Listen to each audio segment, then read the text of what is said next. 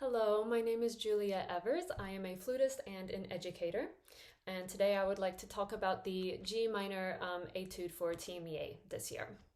Fun fact, whenever I was in high school, I actually also had to play this same Etude many years ago, so I am very familiar with it. Okay, first things first. With this Etude, it is very important for the articulation to be very light and clean. And I will say, if you can play it slower and it sounds better, then to play it slower than faster. It is going to sound better if you can play it slower and cleaner and more articulate than you can if you play it faster and it's not as clean, not as clear, and sounds kind of messy. That's not going to leave the best impression. So if you can play it slower and it sounds better, go for the slower side, and then slowly work your way up to where it feels more comfortable playing it faster. Something important about this etude is the harmonic line and the progression.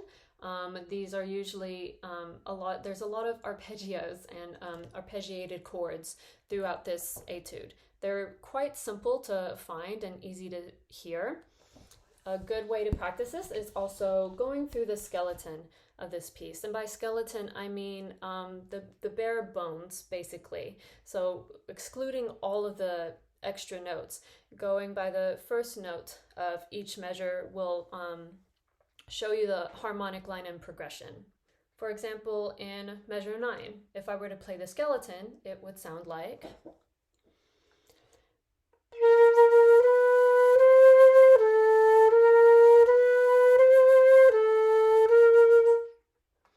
That is the skeleton. That is the first note of each measure. And then you can add on the second note.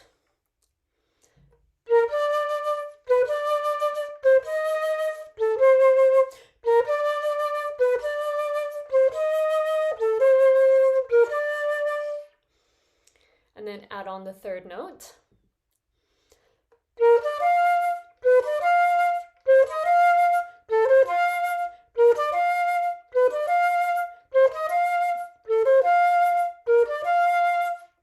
By playing this, you can realize that the third note of each measure is going to be F.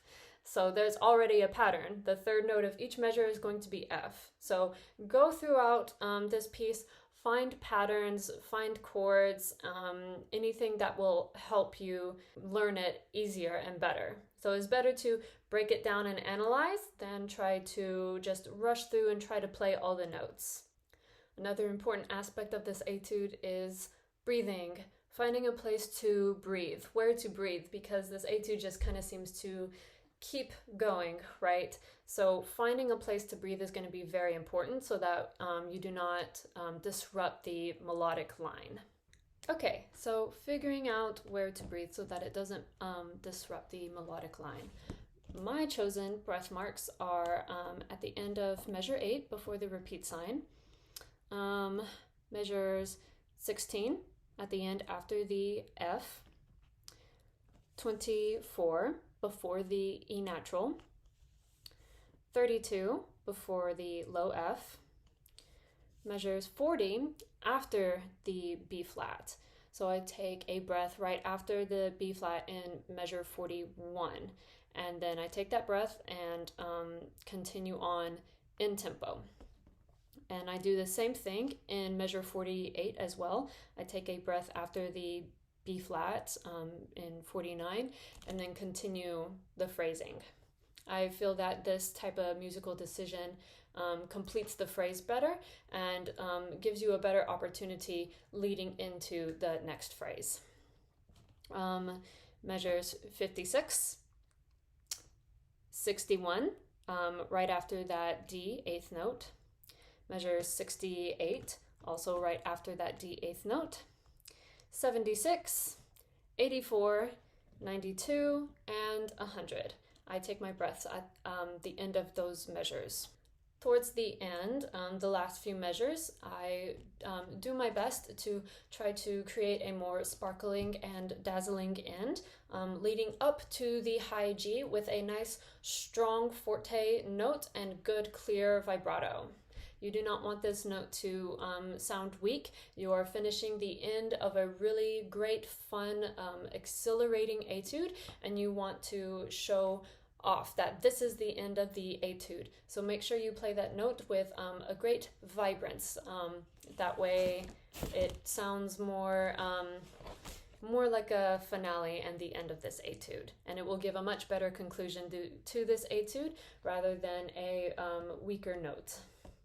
I recommend practicing your chromatic scales, your scales and thirds, and your arpeggios. Learning those outside in your regular practice will help you immensely with learning this etude. And it is also important to use a metronome. That way you do not rush or fall behind, so you can keep in time and keep a steady pulse throughout this etude. I recommend full tempo. I would say that you don't want to go so fast that it sounds rushed and frantic, but you also don't want to go too slow where it gets kind of boring very quickly. My preferred speed is around 70 to 74 beats per minute. I feel like that is a good tempo for me. I enjoy going that tempo, and it feels like it flows easily enough at that tempo without sounding too fast and too frantic. It is a very comfortable tempo to go at once you reach that tempo.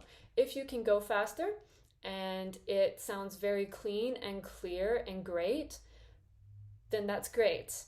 But if you're going faster and there's still some blips and some fuzzy parts, then bring the tempo down a little bit, work it at a slower pace, and then slowly build your way back up. That's what I would recommend, because it's better to play this at a slower speed where it sounds better than trying to play it faster where there's more mistakes. So I hope that these tips were helpful. Thank you for watching. If you have any questions about this, please feel free to let me know. I would be more than happy to help. And thank you. Bye-bye.